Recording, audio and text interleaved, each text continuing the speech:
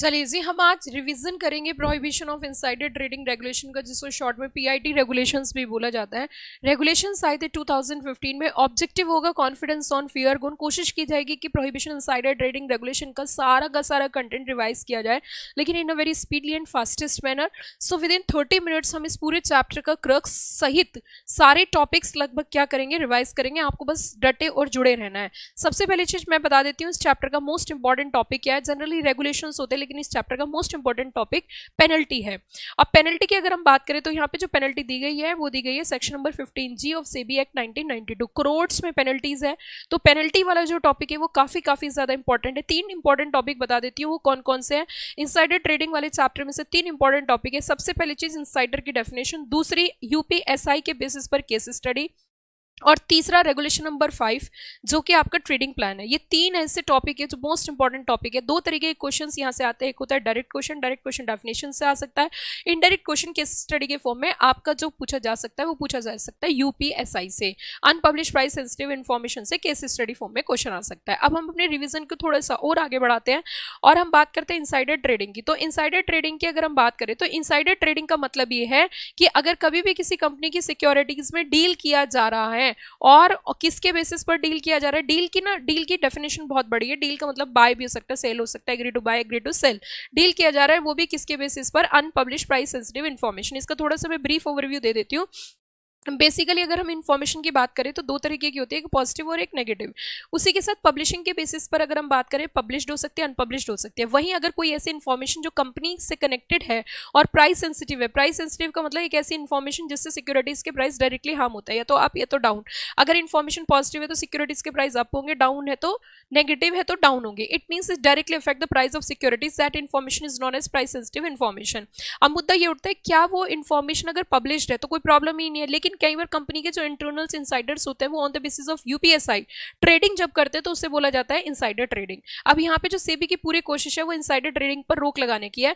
2 बातें हम इस रेगुलेशंस में पढ़ेंगे, सेबी के बनाए गए रेगुलेशंस में पढ़ेंगे। पहली बात वो कोशिश करेंगे कि किसी भी तरीके से इनसाइडर ट्रेडिंग ना हो। इस वजह से जितनी भी लिस्टेड कंपनी उन्हें ये वाला चैप्टर फॉलो करना पड़ता है, लिस्टेड कंपनी के ऊपर लगता है। यहाँ पे कोशिश की जाएगी, कंप्लाइंस ऑफिसर को अपॉइंट किया जाएगा, कंप्लाइंस ऑफिसर की जिम्मेदारी होगी। सीआईआरओ को अपॉइंट किया जाएगा जिसकी इन्वेस्टर रिलेशनशिप की जिम्मेदारी होगी। सेबी ऐसा क्यों कर रही है? सेबी का एकमात्र उद्देश्य है जितने भी इन्वेस्टर उनको कॉन्फिडेंस जीतना, और कॉन्फिडेंस जीतने के लिए सबसे पहली चीज होती है ट्रांसपेरेंसी, सिक्योरिटी, सिक्योरिटी और प्रोटेक्शन। तो इसी चीज को ध्यान में रखते हुए सेबी ने कहा मैं ऐसे रेगुलेशंस बनाऊंगा जो लिस्टेड कंपनी को पालन करना पड़ेगा। पहली बात, अगर वो रेगुलेशंस पालन होंगे तो ट्रेडिंग होगी नहीं, इनसाइडर ट्रेडिंग होगी नहीं। और अगर बाय चांस इनसाइडर ट्रेडिंग होगी तो मैं सेक्शन 15G के तहत इतनी कड़ी स्ट्रिक्ट पेनल्टी लगाऊंगा कि उनको याद रखेंगे। ठीक है, तो पेनल्टी यहाँ पे लाख में नहीं है, लैक्स में नहीं है, करोड़ में पेनल्टी है। करोड़ में 25 करोड़ रुपए तक की पेनल्टी है, और 3 गुना ऑफ प्रॉफिट अर्न जो आपने इनसाइडर ट्रेडिंग करा। और यहां तक बात खत्म नहीं होती, यहां से तो बात शुरू होती है जेल के प्रोविजन है कि अब तो जेल में जाना पड़ेगा, जेल की रोटी खानी पड़ेगी। तो देखिए बच्चों, बस थोड़ी देर के लिए आप अपने पेशेंस रखिए और इस चैप्टर को कर लेते हैं काम तमाम। चलिए जी, 1 2 3 एंड गो। अब हम यहाँ पे बात करते हैं, सबसे पहले जो है हम फर्स्ट वन जो डिस्कस करेंगे वो हम कोर प्रोविजंस की ओर चलेंगे। और कोर कंपोनेंट्स की अगर हम बात करें तो यहाँ पे डिस्क्लोजर्स है। डिस्क्लोजर्स इन्होंने कहा 2 तरीके की, इनिशियल डिस्क्लोजर है, कॉन्टिनेंटल डिस्क्लोजर। डिस्क्लोजर का मतलब क्या होता है कि आपको कंपनी की इन्फॉर्मेशन डिस्क्लोज करनी है ताकि कंपनी का स्टेटस पता चलता रहे, ट्रांसपेरेंसी ज्यादा हो। जहां ज्यादा ट्रांसपेरेंसी होती है वहां पे कॉन्फिडेंस भी ज्यादा होता है। उसी के साथ साथ यहाँ पे कोड्स की बात करेंगे, कोड ऑफ फेयर डिस्क्लोजर, जो कि 8 और रेगुलेशन 8, 9 और 9A में हम डिस्कशन करेंगे जिनका पालन करना है। उसी के साथ साथ अगर हम धीरे धीरे स्टेप बाय स्टेप आगे बढ़े तो अब यहाँ पे जो है मेन हम आ जाते हैं इनसाइडर की डेफिनेशन पे। इनसाइडर की अगर डेफिनेशन की बात करें तो देखो, ये डेफिनेशन एक बहुत इंपॉर्टेंट डेफिनेशन है। इनसाइडर का मतलब कोई भी पर्सन जो कनेक्टेड पर्सन है जिसके पास पजेस या एसेस कर रहा है यूपीएसआई। इन्फॉर्मेशन यूपीएसआई एसेस कौन कर सकता है? कई बार जरूरी नहीं कंपनी के डायरेक्टली कनेक्टेड लोग हो, कंपनी से इनडायरेक्टली कनेक्टेड लोग भी हो सकते हैं। जैसे कोई बैंक है, फाइनेंशियल इंस्टीट्यूशन है, या फिर मर्जर हो रहा है, डीमर्जर हो रहा है, अमलगमेशन हो रहा है, प्रोफेशनल्स हैं, या बैंक एडवाइजर है। ये भी तमाम ऐसे लोग होते हैं जिनके पास इंफॉर्मेशन जाती है।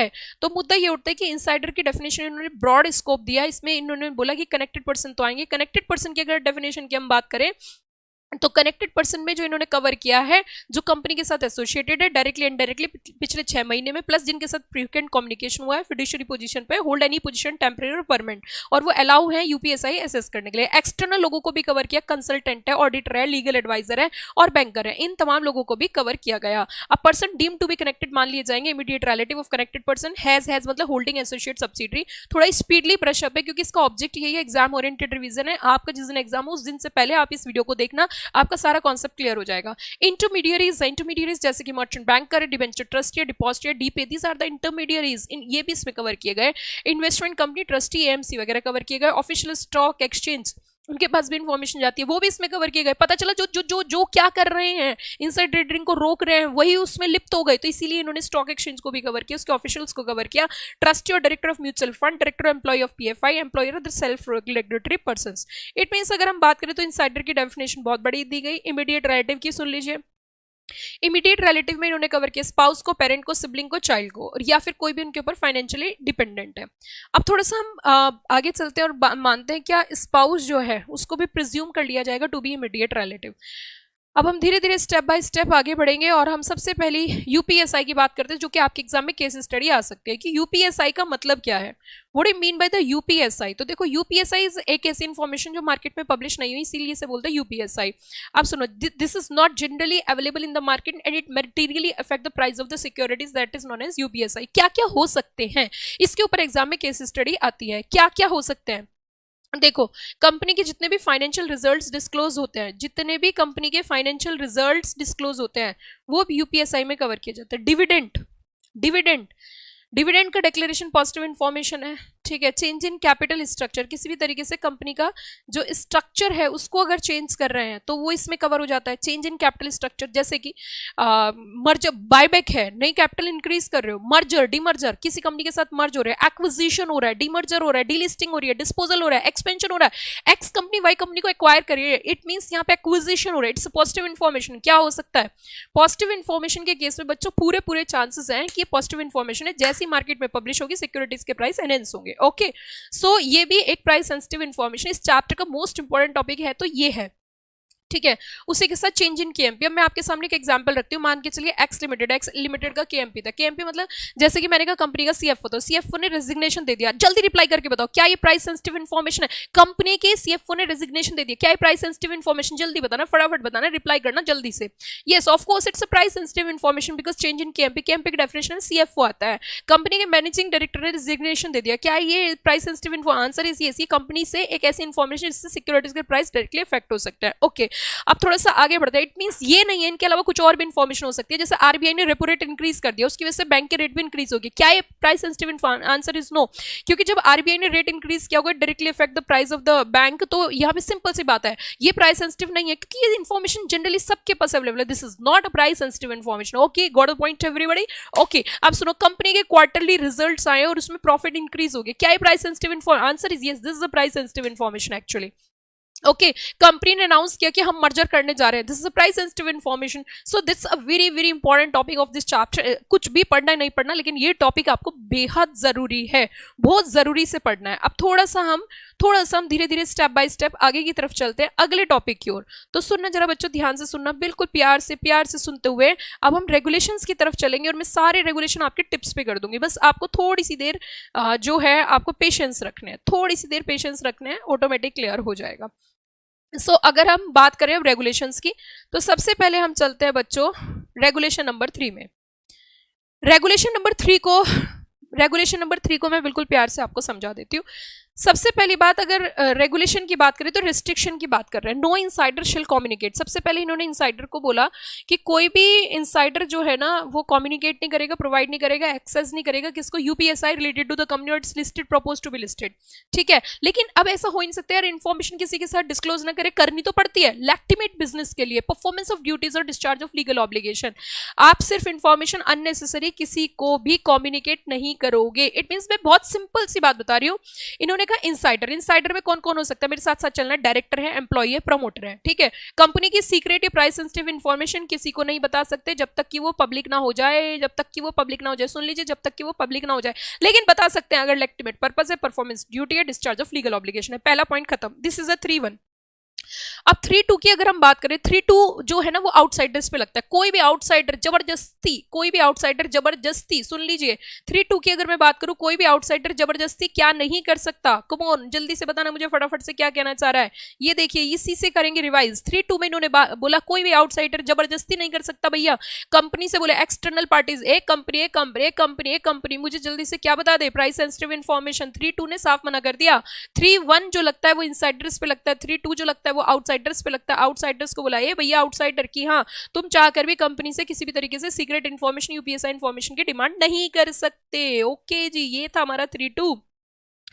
Board to define legitimate purpose, जब बोर्ड किसी के साथ इंफॉर्मेशन शेयर करेगा तो उसको पर्पस डिफाइन करना पड़ेगा। 3-3 एक्सेप्शंस दिए गए, मतलब इसमें बेसिकली जैसे कि when communication is allowed, this is an exception. Communication कब अलाउड है, मैं आपको कुछ एग्जांपल्स देती हूँ। जैसे ड्यू डिलिजेंस हो रहा है for merger and amalgamation, legal और रेगुलेटरी डिस्क्लोजर्स है, ऑडिटर है, लॉयर है, कंसल्टेंट है, अंडर कॉन्फिडेंशियलिटी आप इन्फॉर्मेशन शेयर कर रहे हो तो कर सकते हैं। आंसर इज यस, बिल्कुल अलाउड है।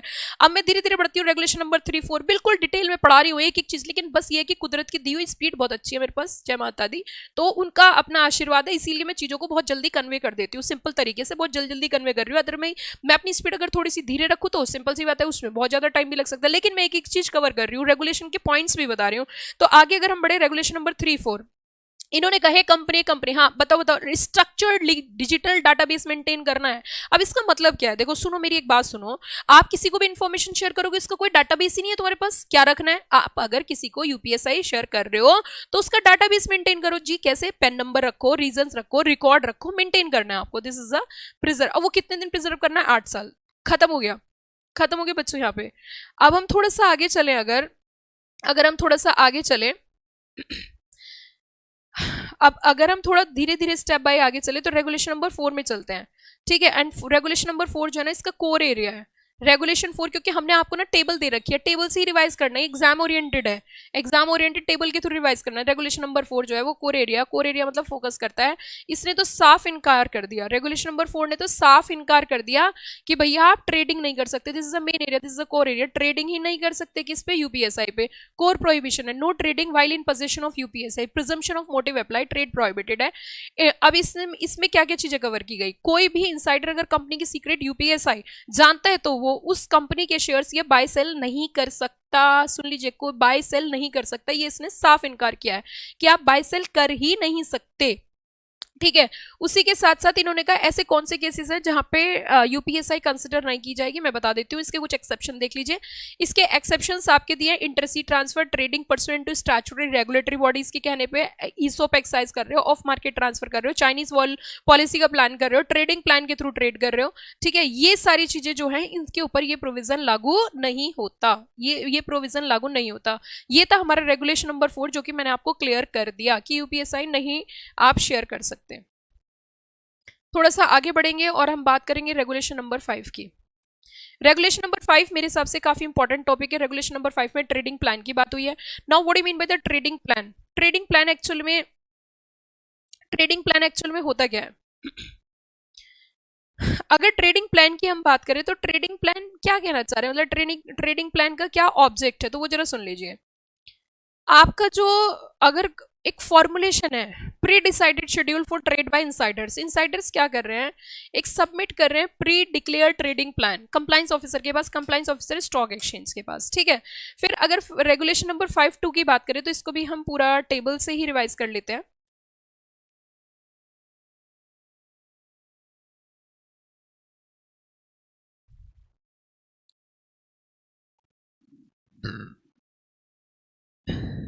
ये रहा जी हमारा चार्ट ट्रेडिंग प्लान को लेके।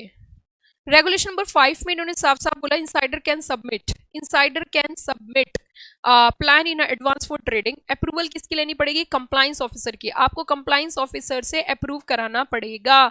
Disclosure plan made to public, मतलब आपको ये प्लान जो है ना पब्लिक करना पड़ेगा। उसी के साथ कूलिंग ऑफ 6 मंथ का गैप होना चाहिए, जैसे ट्रेडिंग प्लान आपने जमा कर दिया तो 6 महीने का कम से कम गैप होना, 6 महीने पहले आपको ओवरलैप नहीं हो सकता, only one plan at one time, note during sensitive close period, जिस समय आपके सेंसिटिव पीरियड चल रहा है, जैसे क्वार्टरली रिजल्ट का क्लोजर चल रहा है, एनुअल क्लोजर चल रहा है, उस समय ट्रेडिंग अलाउड नहीं की गई है, ठीक है।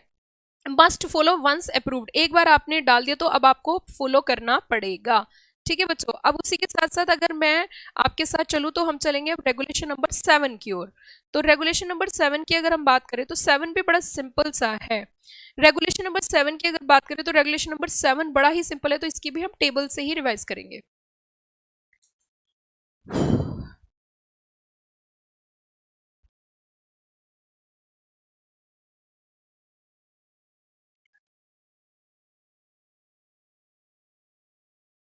Disclosure by other connected person, ये पॉइंट कह रहा है disclosure by other connected person. Regulation 7 का मेन पर्पस है कंपनी के कंप्लायंस ऑफिसर को पावर देना कि वो कनेक्टेड पर्सन से भी डिस्क्लोजर ले सके। फिर से मैं बताना चाहती हूँ, इस रेगुलेशन के अंदर कंप्लायंस ऑफिसर को पावर दी गई है कि वो कनेक्टेड पर्सन से भी इंफॉर्मेशन ले सके। ठीक है, रेगुलेशन 7(1) के अंदर जो है ना पावर दी गई है कंप्लायंस ऑफिसर को, इन्होंने कहा है कि आप डिमांड कर सकते हैं। ठीक है, कंपनी में रिक्वायर एनी कनेक्टेड पर्सन और क्लास ऑफ कनेक्टेड पर्सन जिनसे आप क्या ले सकते हो, इन्फॉर्मेशन ले सकते हो। अब मुद्दा ये उठता है कि कनेक्टेड पर्सन कौन है, तो जो मैंने आपको अभी अभी ऊपर बताया था ना वो वही है। ठीक है, तो यहाँ पे इन्होंने कहा promoter member group initial holding जो है वो डिस्क्लोजर करेंगे 7 दिन के अंदर, प्लस कंटिन्यूअल डिस्क्लोजर आपको देना पड़ेगा। जैसे मान के चलिए आपने जो है ना 10 लाख रुपए से ज्यादा की सिक्योरिटीज अगर डिस्क्लोज ऑफ कर दी तो वो आपको क्वार्टर में बताना पड़ेगा। Director initial holding as an appointment continual as above threshold based. KMP की अगर हम बात करें initial holding as on appointment within how many days, 7 days.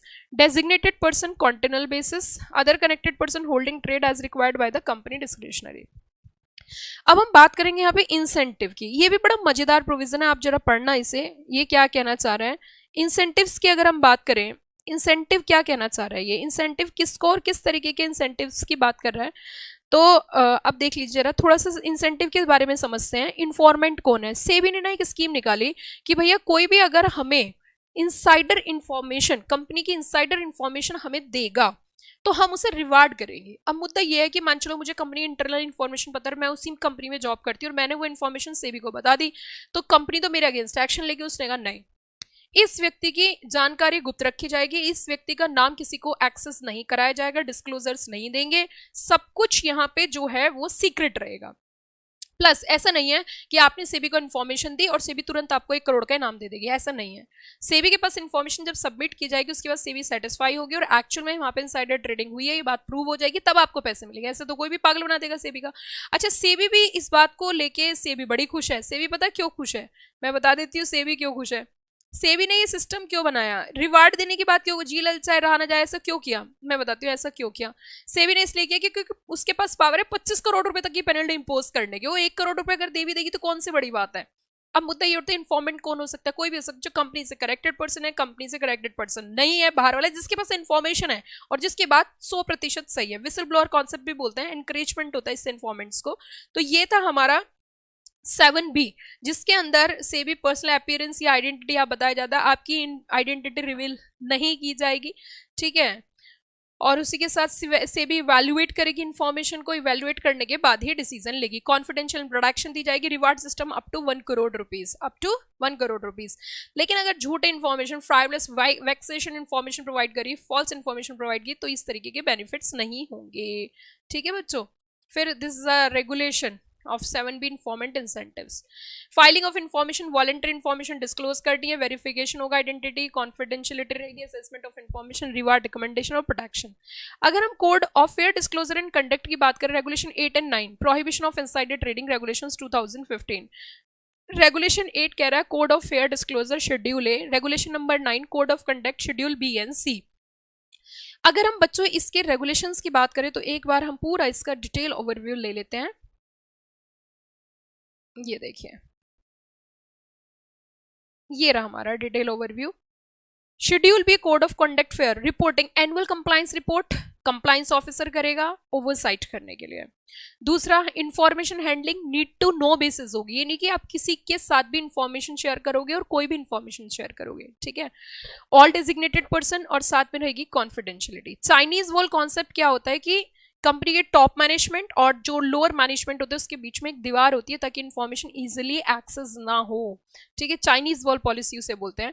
Trading window close कर दी जाएगी अगर कभी भी ऐसा लग रहा है यूपीएसआई हो सकती है। Pre clearance, high value trade के लिए आपको प्रायर अप्रूवल लेनी पड़ेगी कंप्लायंस ऑफिसर से, इससे प्रिवेंटिव स्टेप्स है मिसयूज का, कि इंफॉर्मेशन मिसयूज होने के चांसेस बहुत कम है। ठीक, disclosures pan relative relationship, designated persons, whistle blower college policies mandatory, internal controls रखे जाएंगे, audit review, audit committee and ensure effectiveness. This is for your exam purpose. ये चार्ट इतना खूबसूरत है कि आप एग्जाम में जब इससे रिवाइज करोगे तो ऑटोमेटिक आपका चैप्टर कवर हो जाएगा, क्योंकि देखिए एक या दो चैप्टर होते हैं, मल्टीपल चैप्टर्स जब हमारे होते हैं तो it's not an easy task to revise the entire chapter. हमारे पास एक परफेक्ट प्लानिंग होनी चाहिए लास्ट मोमेंट में रिविजन करने की, ठीक है। अब जरा पेनल्टी देख लीजिए, ये भी एक मोस्ट इंपॉर्टेंट टॉपिक है इस चैप्टर का, पेनल्टी। पेनल्टी को जरा समझते हैं। 15G की पेनल्टी है जो इनसाइडर ट्रेडिंग पे लगती है, चाहे डील कर रहे हो, कम्युनिकेट कर रहे हो, काउंसिल कर रहे हो, किसको, यूबीएसआई के। अब पेनल्टी कितनी है, 10 लाख रुपए, 25 करोड़ और 3 गुना of profit, 3 times of profit whichever is higher, 10 lakh rupees to 25 crore rupees और 3 गुना profit whichever is higher. आगे सेक्शन 24 की पेनल्टी की अगर मैं बात करूं तो कॉन्ट्रवेंशन और अबेटमेंट ऑफ सेबी एक्ट और रेगुलेशंस अगर आपने किए हैं, सेबी के बनाए गए रेगुलेशंस का पालन नहीं किया तो इम्प्रिजनमेंट अप टू 10 ईयर्स, ठीक है, और फाइन अप टू ₹25 करोड़ और बोथ। यहाँ पे criminal court based on SEBI complaint है। फेलियर टू पेनल्टी और obey, minimum 1 month to 10 years. Appeal to SAT, appeal against SEBI order within 45 days to SAT securities appellate tribunal.